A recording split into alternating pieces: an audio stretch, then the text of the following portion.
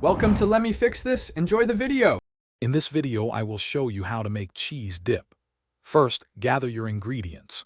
You'll need 16 ounces of a good melting cheese like cheddar or Monterey Jack, shredded or cubed.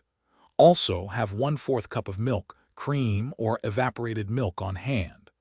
Don't forget 1 tablespoon of butter, 1/4 cup of finely diced onion, and 1 small diced jalapeno for a little kick. Now let's get cooking. In a medium saucepan, melt 1 tablespoon of butter over medium-low heat. Add your diced onion and jalapeno, cooking them gently until they are softened, which usually takes about 3 minutes. Next, gradually add your shredded cheese to the pan, stirring continuously. This slow and steady approach helps the cheese melt evenly without clumping. Once your cheese is mostly melted, it's time to achieve that perfect dip consistency. Slowly pour in 1/4 cup of your chosen liquid milk, cream, or evaporated milk while stirring constantly. Keep stirring until the dip is completely smooth and creamy.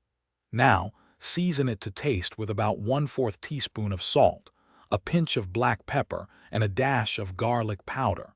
Feel free to adjust seasonings as you like.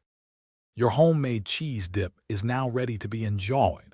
Serve it warm with your favorite dippers like crispy tortilla chips, soft pretzels, or fresh vegetable sticks. If you happen to have any leftovers, store them in an airtight container in the refrigerator for up to 3 days. Reheat gently on the stovetop or in the microwave.